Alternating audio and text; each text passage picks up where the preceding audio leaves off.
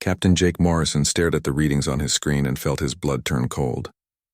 The patrol ship New Horizon had been making its regular rounds near Kepler Station when the sensors picked up something impossible. 3 massive objects were moving toward human space at incredible speed. Each one was larger than anything humans had ever built. Jake called his crew to battle stations. The bridge filled with the sound of alarms and running feet. His weapons officer Danny Walsh checked the plasma cannons, while navigation specialist Karen Price tried to get a better reading on the unknown ships. Engineering Chief Roy Campbell reported that all systems were ready. The unknown ships slowed down as they approached. Jake could see them clearly now on the main screen. They were beautiful in a terrifying way. The hulls were smooth and dark like polished stone. Strange lights pulsed along their surfaces in patterns that hurt to look at. Each ship was at least 10 times the size of the New Horizon. Jake tried to open communications. He sent the standard first contact message that all human ships carried. The response came back immediately, but not in any language the computers could understand. The alien words sounded like music mixed with mathematics. The translation software worked for several minutes before producing a message that made Jake's heart sink. The aliens called themselves the Zarathi Dominion. They had conquered 12 star systems and dozens of different species. They demanded that all humans surrender immediately or face complete destruction. The message was polite but absolutely final. There would be no negotiation. Jake sent an emergency transmission to Admiral Lisa Carter at Earth Defense Command. He included all the sensor data about the alien ships in their message. Then he waited. The 3 alien vessels just hung in space like giant predators watching their prey. Admiral Carter received Jake's message at her headquarters on Earth. She had been expecting trouble ever since the deep space telescopes detected unusual activity in nearby systems. Several colonies had gone silent over the past year. Now she knew why. Carter called an emergency meeting of the Defense Council. The room filled with Earth's top military leaders and scientists. Dr. Nathan Brooks arrived from the Xenobiology Department. Engineer Amy Rodriguez came from the Technical Research Division. General Rick Davis brought the Army commanders. The evidence was clear and frightening. The Zarathi ships used technology that was centuries ahead of anything humans possessed. Their energy signatures showed power levels that could destroy planets. Their hull materials seemed to absorb and deflect most forms of energy. Even worse, there were hundreds more ships coming behind the advanced scouts. Dr. Brooks studied the alien communication patterns. He noticed something interesting about how they structured their messages. Everything followed strict mathematical rules. Every sentence had a precise logical pattern. The aliens seemed to think in equations and formulas rather than normal thoughts. Amy Rodriguez analyzed the energy readings from the alien ships. She found that their technology relied heavily on some kind of crystal-based power system. The energy patterns suggested they used quantum field manipulation on a massive scale. It was impressive but also very specialized. Their entire technological base seemed built around one type of physics. Admiral Carter made the difficult decision to mobilize Earth's entire space fleet. Every battleship, cruiser, and destroyer received orders to prepare for combat. The mining stations were evacuated. The outer colonies were warned to hide or run. Earth itself went into a state of emergency that hadn't been seen since the Great Wars of the previous century. Jake Morrison maintained his watch near Kepler Station. The 3 Zarathi ships had not moved, but more sensors showed additional vessels approaching. The alien commanders seemed to be waiting for something. Perhaps they were giving humans time to surrender as their message had demanded. The 30-day deadline mentioned in the alien ultimatum began counting down. News of the threat spread across human space, despite military attempts to control information. Some colonies chose to evacuate immediately. Others began building defenses. A few sent messages of surrender directly to the alien fleet. Dr. Brooks worked day and night to understand more about Zarathi psychology. Their rigid communication patterns suggested they had very structured minds. They seemed to approach every problem with the same logical methods. This had probably helped them conquer other species who also thought in predictable ways. Amy Rodriguez led teams of engineers in studying what little data they had about alien technology. The quantum field patterns were unlike anything in human science, but they followed consistent rules. If humans could understand those rules, they might find weaknesses to exploit. The Zarathi waited exactly 30 days. When the deadline passed without human surrender, they began to move. The 3 scout ships near Kepler Station powered up weapons that made the space around them glow with deadly energy.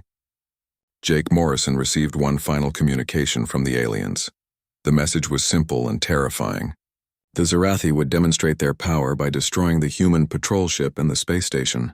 This would show all humans what resistance would cost them. After the demonstration, they would give humans one more chance to surrender before beginning their conquest. Jake ordered his crew to abandon ship, but they refused. Danny Walsh said he would rather die fighting than live as a slave. Karen Price began plotting attack runs even though she knew their weapons were useless. Roy Campbell pushed the engines to maximum power. They would face the aliens as human warriors. The Zerathi fired once. A beam of pure energy struck the new horizon and turned it into expanding gas and metal fragments in less than a second. Kepler Station lasted slightly longer before it too was destroyed. The demonstration was complete. Admiral Carter watched the destruction through long-range sensors. She had just witnessed the death of brave humans and the destruction of a major facility. The aliens had kept their promise to show their power. Now Earth's forces would have to face this overwhelming enemy with weapons that seemed like toys in comparison. The Zerathi Dominion sent one final message to all human worlds. They had shown mercy by limiting their demonstration. Full surrender was still possible. Humans had 7 days to decide. After that, the conquest would begin, and no mercy would be given to those who resisted the inevitable victory of superior beings. Earth's leaders gathered to make the most important decision in human history. Some argued for surrender to save lives. Others demanded resistance regardless of the cost. Admiral Carter looked at the tactical display showing hundreds of alien ships approaching human space. Whatever choice they made would determine whether humanity survived as a free species or joined the long list of races conquered by the Zerathi Dominion. Admiral Lisa Carter stood in the war room watching the tactical display show red dots approaching human space. The Zerathi had given their final ultimatum, and Earth's government had chosen to fight. Every human world had voted for resistance even though they all knew the odds of survival were almost zero. The alien invasion began exactly on schedule. Fleet Commander Zixthara led the assault with mathematical precision. The Zerathi had used the same battle plan for centuries because it always worked. First, they would destroy human orbital defenses. Then they would eliminate major population centers. Finally, they would demand surrender from the survivors. General Rick Davis commanded the defense of Luna, where Earth's main shipyards were located. His fleet of 40 destroyers and 12 heavy cruisers took position between the moon and the approaching alien armada. The human ships looked tiny compared to the massive Zerathi vessels, but Davis was determined to make them pay for every mile of space. The Battle of Luna began when the first Zerathi ships entered weapons range. Davis ordered his fleet to open fire with everything they had. Plasma cannons and missile batteries unleashed their fury against the alien shields. The weapons struck home but had no visible effect. The Zerathi energy barriers absorbed the attacks like ocean waves hitting a seawall. The alien response was devastating. Energy beams lanced out from the Zerathi ships and cut through human vessels like knives through paper. The destroyer Memphis exploded when its reactor was hit. The cruiser Atlantic broke apart under concentrated fire. Within minutes, half of Davis's fleet was gone. Captain Beth Williams commanded the surviving ships in a desperate fighting retreat. Her cruiser Boston had taken heavy damage, but its weapons were still working. She ordered her gunners to target the same spot on one alien ship with everything they had. The concentrated fire finally managed to crack the enemy shield for just a moment. Williams immediately ordered a ramming attack. The damaged destroyer Phoenix accelerated toward the breach in the alien shield. The Zerathi seemed confused by this tactic, which made no logical sense. The human ship struck home and both vessels exploded in a brilliant flash. It was the first Zerathi casualty of the war. The victory was short-lived. More alien ships arrived and completed the destruction of the human fleet. Luna's orbital facilities were reduced to burning wreckage. General Davis sent his final report to Earth before his command ship was vaporized. The message was simple but important. Ramming attacks could work if timed correctly. Mars fell within hours of the Luna battle. The Red Planet's smaller defense force was overwhelmed by sheer numbers. However, the human defenders had learned from Luna's example. When their weapons proved useless, they tried desperate tactics. Mining ships loaded with explosives were sent on collision courses with alien vessels. Dr. Nathan Brooks studied recordings from both battles while Earth prepared its final defense. He noticed something crucial about Zarathi behavior. The aliens always responded to human attacks in the same predictable ways. They seemed unable to understand tactics that appeared wasteful or illogical. Amy Rodriguez worked with salvage teams to examine wreckage from destroyed alien ships. The few intact pieces showed technology that was incredibly advanced but also very specialized. Everything was built around those quantum crystal cores she had detected. The aliens had developed one type of technology to an amazing degree. More disturbing was how rigid their systems were. Human equipment was designed to be modified and repaired in the field. Zarathi technology seemed to work perfectly but could not be changed or adapted. Every component had exactly one function and could not be used for anything else. The siege of Earth began 2 weeks after the Mars disaster. Hundreds of Zarathi ships surrounded the planet in perfect geometric formations. Their commander sent the usual demand for surrender. Earth's government sent back a message consisting of just 2 words that cannot be repeated in polite company. Admiral Carter had spent the time preparing Earth's defenses in ways the aliens would not expect. Traditional military tactics had failed completely. The Zarathi were too advanced and too powerful for conventional warfare. But Carter was beginning to suspect that their greatest strength might also be their greatest weakness. The space battle for Earth was unlike anything in military history. Human ships darted between the massive alien vessels like mosquitoes attacking elephants. They used tactics that made no strategic sense but somehow managed to cause damage through sheer unpredictability. Captain Frank Lopez commanded a squadron of converted freighters loaded with construction equipment. When his plasma cannons proved useless, he ordered his men to fire welding torches at the alien ships. The industrial tools should have been completely harmless against advanced military shields. Instead, they seemed to cause some kind of interference. The Zarathi shields flickered when hit by the welding beams. Amy Rodriguez realized what was happening. The welding equipment operated on random frequencies that created chaos in the quantum fields. The alien shields were designed to handle organized energy attacks but struggled with completely random interference. More human ships began using improvised weapons. Garbage scows launched clouds of metal debris that confused alien sensors. Hospital ships broadcasting medical scanners on all frequencies caused Zarathi navigation systems to malfunction. Even civilian radio broadcasts seemed to disrupt alien communications when transmitted at high power. Commander Zix Thara found the human tactics completely baffling. The mathematical models that predicted easy victory were failing. Humans were doing things that made no logical sense yet somehow achieved tactical results. The rigid Zarathi mindset could not adapt to such chaotic behavior. Dr. Maya Patel led a team of computer programmers in developing cyber warfare techniques. She realized that Zarathi communications followed strict mathematical patterns. Their quantum computers processed information in perfectly logical sequences. This gave her an idea for a very different kind of weapon. Patel's team created computer viruses designed to exploit logical thinking. The programs appeared to be normal mathematical data, but contained paradoxical loops that could not be solved. When Zarathi computers tried to process these impossible equations, they began to overload and malfunction. Helen Turner was a high school chemistry teacher in Denver when the aliens landed ground troops in her city. She had no military training, but she understood chemical reactions very well. Using supplies from her school laboratory, she began making explosive devices that could damage Zarathi equipment. Turner's improvised bombs were crude but effective. More importantly, her techniques could be taught to ordinary civilians using materials found in any hardware store. The information spread through underground networks as human populations began fighting back in ways the aliens never expected.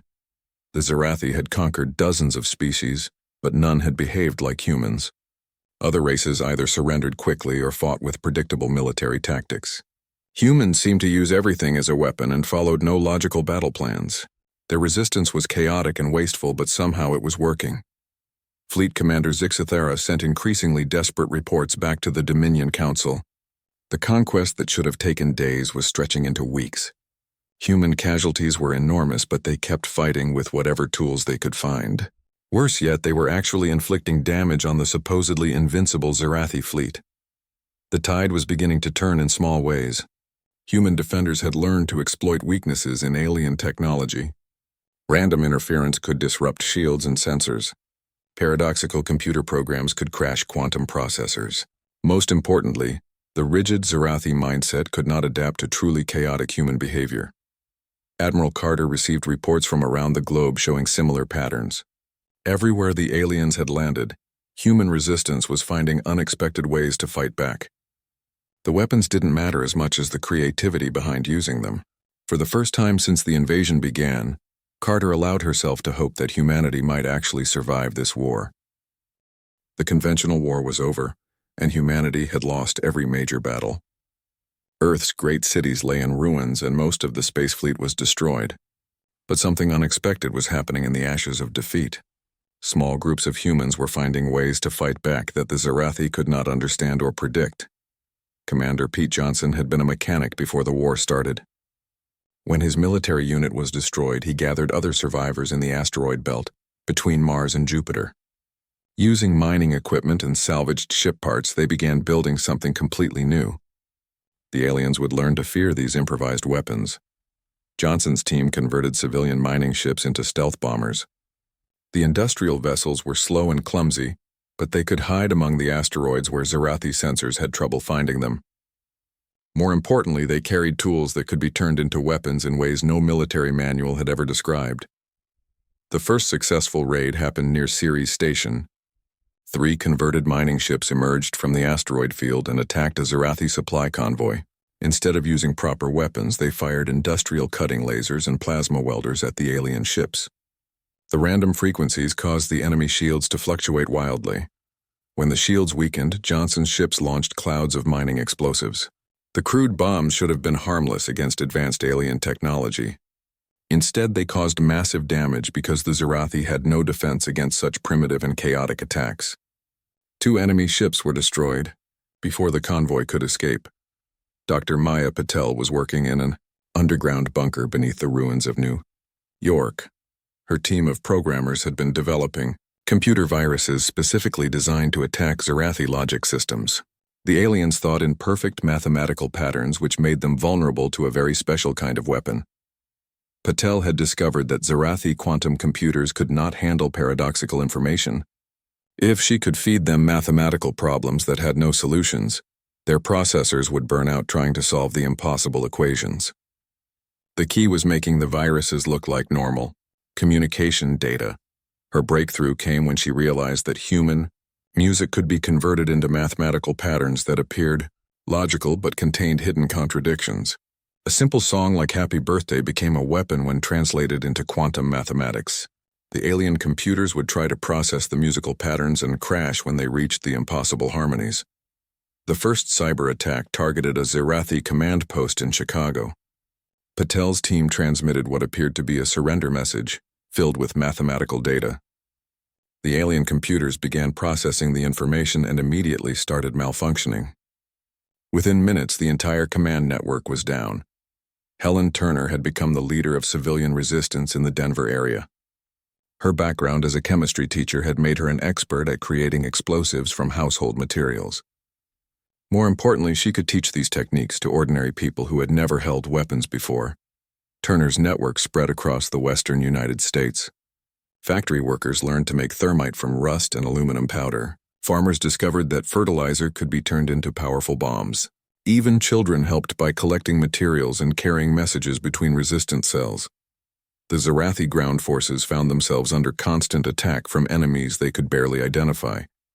Human resistance fighters looked like ordinary civilians, until they suddenly appeared with improvised weapons.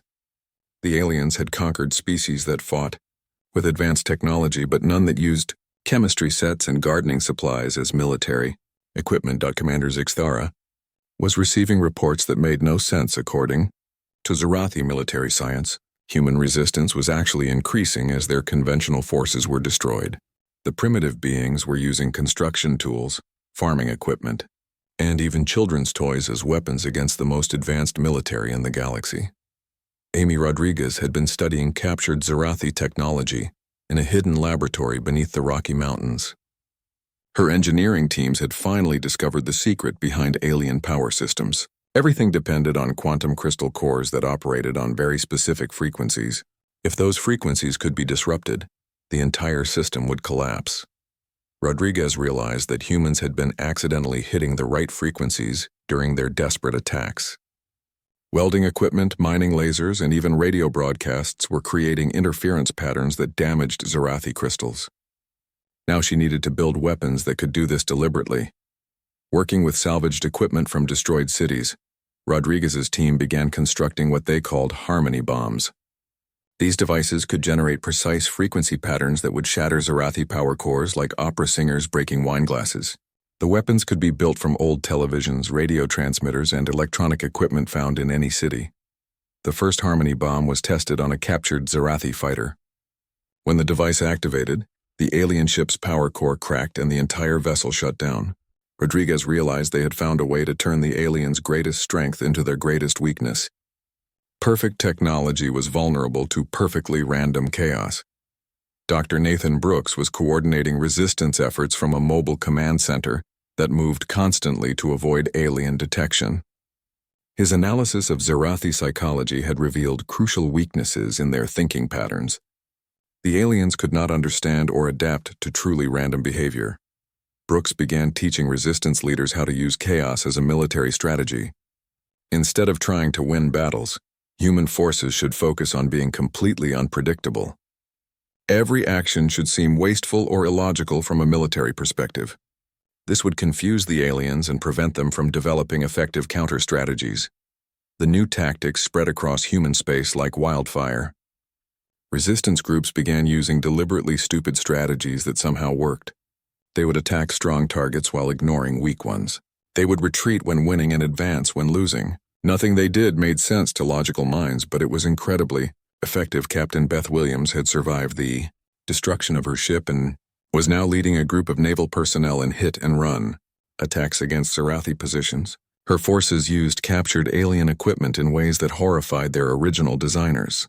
Precision instruments became crude weapons, and advanced computers were turned into random noise generators. Williams discovered that Zarathi technology could be sabotaged by introducing chaos into their perfect systems. A handful of sand in a quantum processor would cause it to malfunction. Spilling coffee on a control panel would short out an entire ship. The aliens had built machines so perfect that they could not handle any imperfection. The resistance was growing stronger while the Zarathi invasion force was becoming increasingly frustrated. Every day brought new reports of impossible human tactics that defied military logic. Supply convoys were attacked by farming equipment. Command posts were destroyed by high school science projects. Elite troops were defeated by civilian militias using improvised weapons. Fleet Commander Zixthera requested reinforcements from the Dominion Council. The conquest that should have taken weeks was now dragging into months. Worse yet, the humans were actually learning how to fight more effectively. Their chaotic tactics were becoming more organized while remaining completely unpredictable. The Zarathi military machine had been designed to fight logical opponents who followed predictable strategies. Against humans who fought with controlled chaos and random creativity, their perfect tactics were proving useless. For the first time in their history, the Dominion was facing an enemy that could not be conquered through superior technology and logical thinking. Underground networks of resistance fighters were sharing information about Zarathi weaknesses. Amy Rodriguez's harmony bomb designs were being built in hidden workshops. Maya Patel's computer viruses were spreading through alien networks. Helen Turner's explosive recipes were being taught to civilians across the planet. The tide of war was beginning to shift. Humans were no longer just surviving the alien invasion. They were learning how to fight back in ways that the supposedly superior Zarathi Empire could not comprehend or counter. The galaxy's greatest military power was being challenged by beings who fought with chaos, creativity, and an absolute refusal to accept defeat. Human resistance had evolved from desperate survival into something the Zarathi had never encountered before. The scattered groups of fighters were now coordinating their efforts under a new kind of military leadership that embraced chaos instead of trying to control it. The aliens were about to learn that sometimes madness was the most effective strategy of all. Colonel Dan Foster was 70 years old and should have been enjoying retirement. Instead, he found himself commanding a resistance movement that operated on principles no military academy had ever taught. Foster had realized that fighting the Zarathi with traditional tactics was hopeless. The only way to win was to be completely unpredictable. Foster created what he called the Chaos Protocol. Every human operation had to include at least 3 elements that made no logical sense. Resources would be wasted deliberately. Troops would be sent to attack irrelevant targets. Equipment would be used in ways that violated every safety manual ever written. The goal was to be so random that even humans could not predict their own actions. The first major operation under the Chaos Protocol targeted a Zarathi fuel depot on the moon. Instead of a simple assault, Foster's forces attacked from 17 different directions using everything from converted garbage trucks to weaponized weather balloons. Half the human equipment broke down during the attack, and most of the assault made no strategic sense. The Zarathi defenders were completely baffled. Their computer models could not predict what the humans would do next because the humans themselves did not know. When logical defenses failed against illogical attacks, the alien base fell within hours. More importantly, the fuel depot explosion took out 3 nearby installations that had not even been targeted. Amy Rodriguez had perfected her Harmony bomb technology in workshops hidden across the solar system. The devices were now being mass-produced using salvaged electronics and common materials. Every resistance cell could build weapons, capable of destroying the most advanced alien equipment using parts from broken televisions and old computers. Rodriguez realized that the bombs worked, best when they were completely random. Instead of precisely tuned frequencies, the most effective Harmony bombs generated pure chaos across the entire electromagnetic spectrum. The Zarathi quantum crystals could not handle truly random interference and would shatter like glass in a thunderstorm. The bombing campaign began simultaneously across 50 different worlds. Human resistance fighters emerged from hiding and began attacking Zarathi installations with their improvised weapons. The aliens watched in horror as their perfect technology was destroyed by devices that should not have worked according to any known laws of physics. Dr. Maya Patel had expanded her cyber warfare program beyond simple computer viruses. Her team was now creating what she called logic bombs that attacked the fundamental way Zarathi minds processed information. The aliens thought in mathematical patterns, which meant they could be defeated by mathematics that made no sense. Patel discovered that human jokes and puns could be translated into quantum mathematics that would crash alien computers. A simple riddle like "why did the chicken cross the road" became a devastating weapon when converted into Zarathi communication protocols. The aliens would try to solve the logical puzzle and burn out their processors when they realized there was no logical answer. Operation Paradox launched across the galaxy as human hackers flooded Zarathi networks with translated comedy routines, children's games, and abstract art converted into mathematical form. The alien communication system began collapsing as quantum computers everywhere tried to process information that made no sense but seemed to be logically structured. Helen Turner's civilian resistance network had grown into a continental organization teaching ordinary people how to fight with household chemicals and improvised weapons. Factory workers had learned to turn industrial equipment into military hardware. Farmers were growing crops that could be harvested for explosive materials. Even retirement homes were becoming bomb factories. The Zarathi found themselves under attack by enemies they could not identify or predict. A group of grandmothers would destroy a patrol with knitting needles modified into projectile weapons. Children would disable armored vehicles using remote-controlled toys loaded with Harmony bombs. Librarians would hack alien computers using modified e-book readers. Commander Zix Thara was losing control of the invasion as human tactics became more creative and more insane. His forces were being defeated by beings who fought with gardening tools, kitchen appliances, and sports equipment.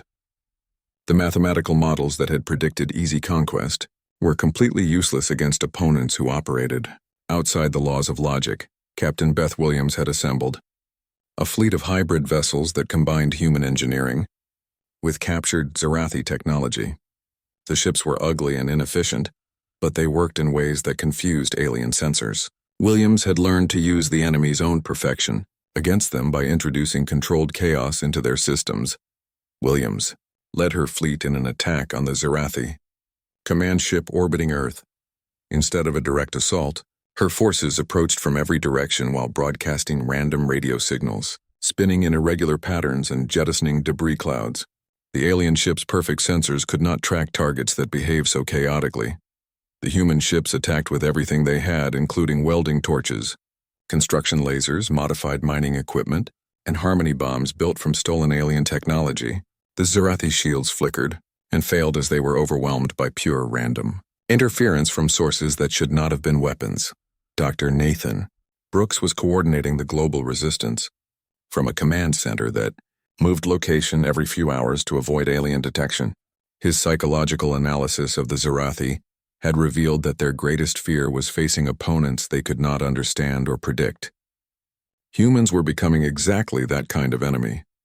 Brooks realized that the war had reached a turning point. The aliens were no longer confident in their superiority.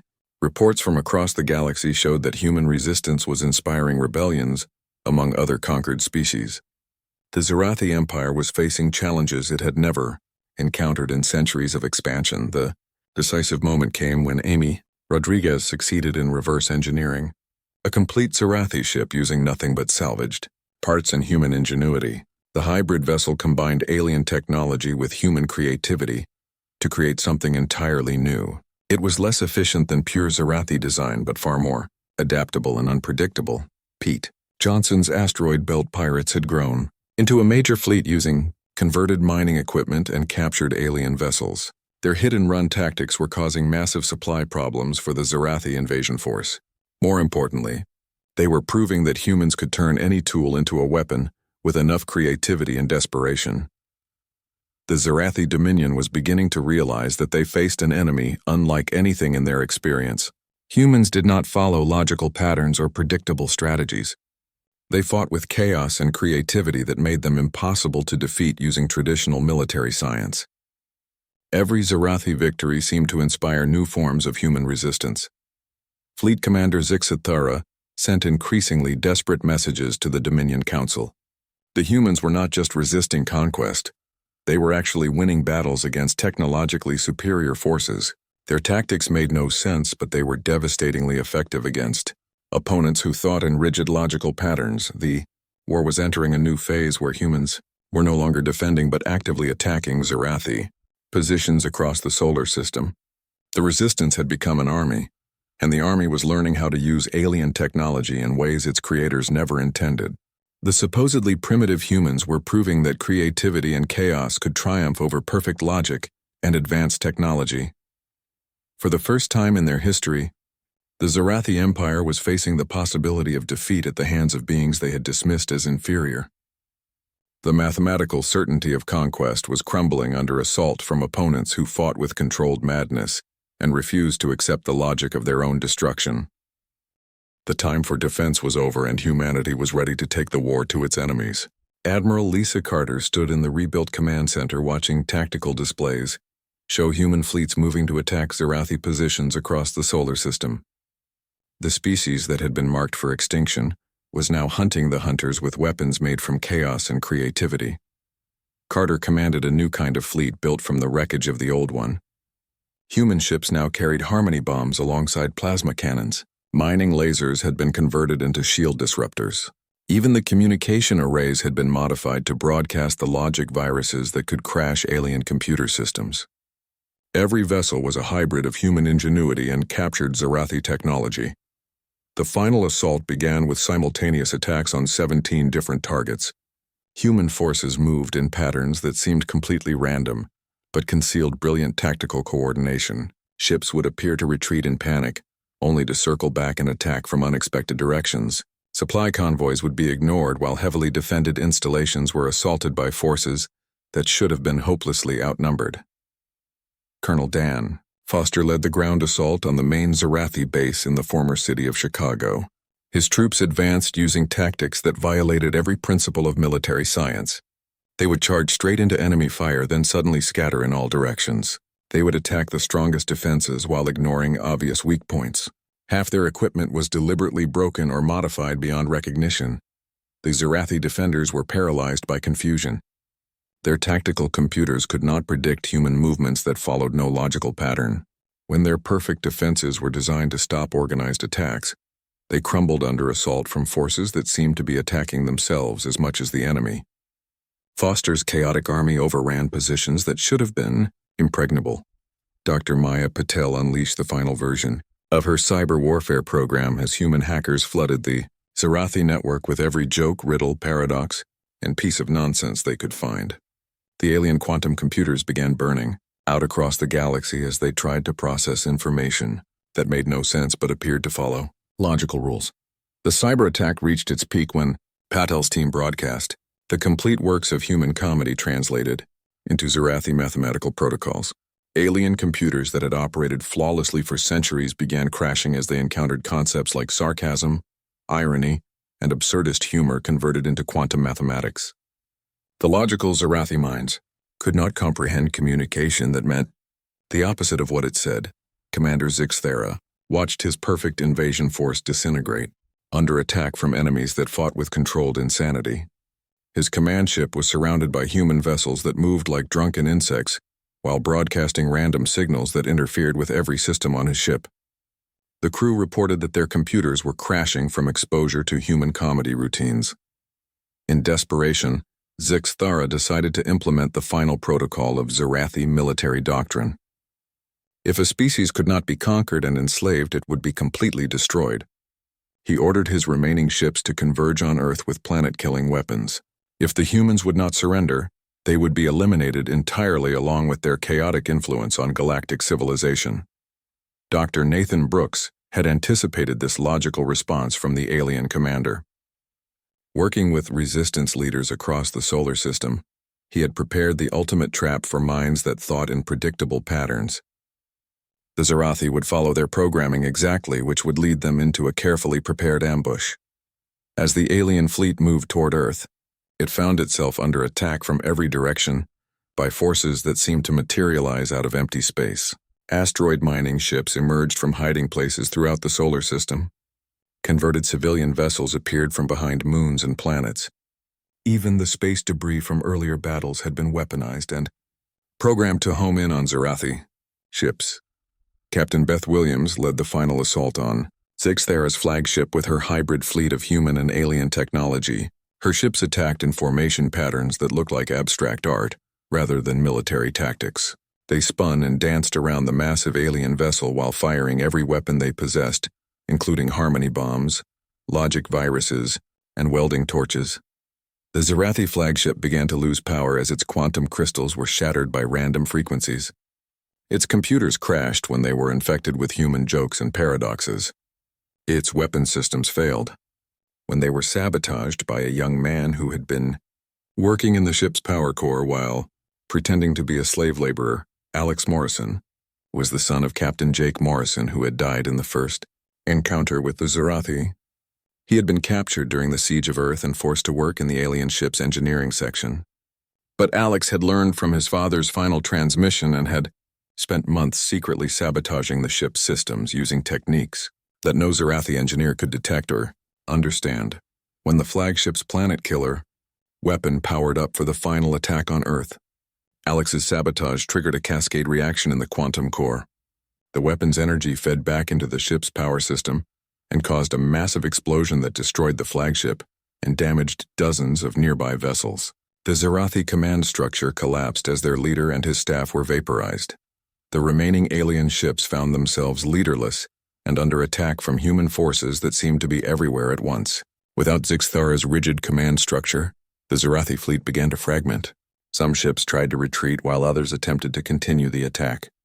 The lack of coordination made them easy targets for human forces that thrived in chaotic situations. Amy Rodriguez led engineering teams in the final assault on the Zarathi fleet using weapons built from everything they could find. Harmony bombs made from broken televisions destroyed quantum crystals. Logic viruses crashed computer systems. Modified construction equipment tore holes in supposedly impenetrable armor. The most advanced military technology in the galaxy was being defeated by tools from hardware stores and electronics shops. Within hours, the Zarathi invasion fleet was completely destroyed. The few surviving alien ships broadcast surrender messages as they tried to escape human space. But the psychological damage was already spreading throughout their empire. News of the impossible defeat reached other Zarathi fleets in conquered worlds across the galaxy. The rigid Zarathi military doctrine had no contingency plans for losing to primitive opponents. Their mathematical models of conquest had assumed that superior technology would always defeat inferior forces. The concept that chaos and creativity could triumph over logic and advanced science was beyond their comprehension. Rebellions, began breaking out on worlds that had been conquered by the Zarathi centuries earlier. Other species had heard about the human victory and realized that the supposedly invincible empire was not invincible after all. The Dominion's expansion stopped as their forces were recalled to deal with uprising across their territory. Dr. Brooks received the first diplomatic transmissions from independent alien civilizations that had been hiding from Zarathi expansion. They wanted to learn from the strange humans who had achieved the impossible by fighting with controlled chaos and refusing to accept logical limitations. Earth was becoming the center of a new alliance, based on creativity rather than conquest. Admiral Carter stood in the rebuilt command center watching displays that showed human exploration, ships heading out to contact other species and share their knowledge of fighting impossible odds. The war was over, but humanity's real journey was just beginning. They had proven that ingenuity and determination could overcome any obstacle. The Zarathi Empire began its slow collapse as more conquered worlds chose rebellion over submission. Their perfect military machine was designed to fight predictable opponents and could not adapt to the chaos that human victory had inspired throughout the galaxy. The age of logical conquest was ending and a new era of creative cooperation was beginning. Earth's recovery continued as humans rebuilt their world using both their own technology and captured Zarathi equipment, but more importantly, they had gained something far more valuable than advanced science. They had proven to themselves and the galaxy that no enemy was unbeatable if you were willing to think outside the rules and fight with everything you had. The final reports from across human space told the same story. Ordinary people had found extraordinary ways to resist an overwhelming enemy. Teachers had become bomb makers. Mechanics had become fleet commanders. Computer programmers had become cyber warriors. When faced with extinction, humanity had discovered that their greatest weapon was the refusal to accept defeat and the creativity to turn anything into a tool for victory.